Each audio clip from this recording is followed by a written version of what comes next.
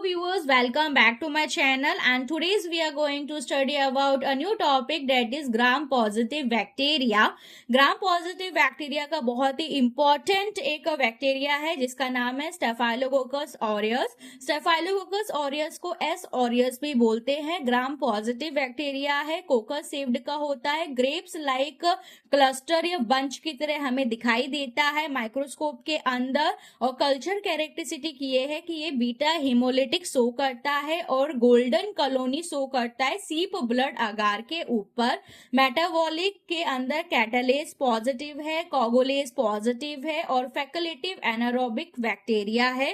Staphylococcus aureus most commonly present होता है knows में, स्किन में और स्पेशली वेजाइना. हॉस्पिटल स्टाफ और पेशेंट को ये नॉर्मली इन्फेक्शन कॉज करता है. उसके बाद हम स्टडी करते हैं इसके वर्ल्यूएंस फैक्टर के बारे में. वर्ल्यूएंस फैक्टर में एक इसका प्रोटेक्टिव नेचर होता है. प्रोटेक्टिव नेचर में इसके पास माइक्रो कैप्सूल होता है, प्रोटीन ए होता है और ये प्रोटीन ए बाइंड होता है आईजीजी से. कोगुलेज होता है, कोगुलेज से क्या करता है फिब्रिन फॉर अराउंड ऑर्गेनिज्म के आसपास ये फिब्रिन का फॉर्मेशन कर देता है, इसलिए कोगुलेज पॉजिटिव होता है. हीमोलाइसिन होता है इसके पास और इसके पास ग्लूकोडीन प्रेजेंट होता है और पेनासिलिनेज एंजाइम इसके पास प्रेजेंट होता है.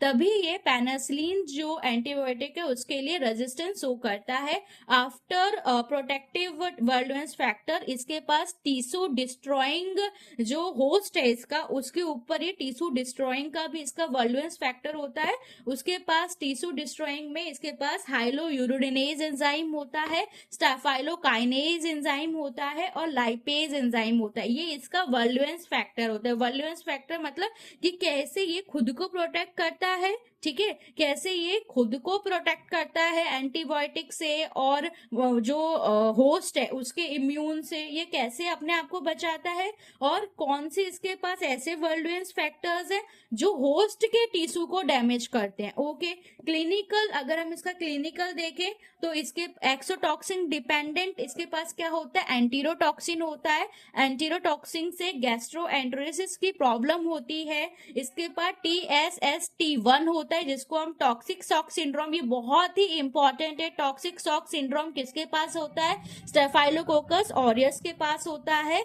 और जब पेशेंट को टॉक्सिक शॉक सिंड्रोम्स होता है तो उसको fever, diarrhoea, rashes, hypotension and desquamations of palm and soles ये प्रॉब्लम दिखाई देती है. एक्सफोलिएशन की भी प्रॉब्लम होती है जिसमें स्कैल्डेड स्किन सिंड्रोम होता है जो कि स्पेशली चिल्ड्रंस के अंदर होता है. ठीक है, अब डायरेक्ट इन्वेंसिव, ये डायरेक्ट इन्वेंसिव भी होता है, ऑर्गन्स के अंदर ये डायरेक्ट भी जाता है और प्रॉब्लम क्या करता है निमोनिया करता है, मेंजाइटिस करता है, ऑस्टियोमाइलिटिस करता है स्पेशली इन चिल्ड्रंस में.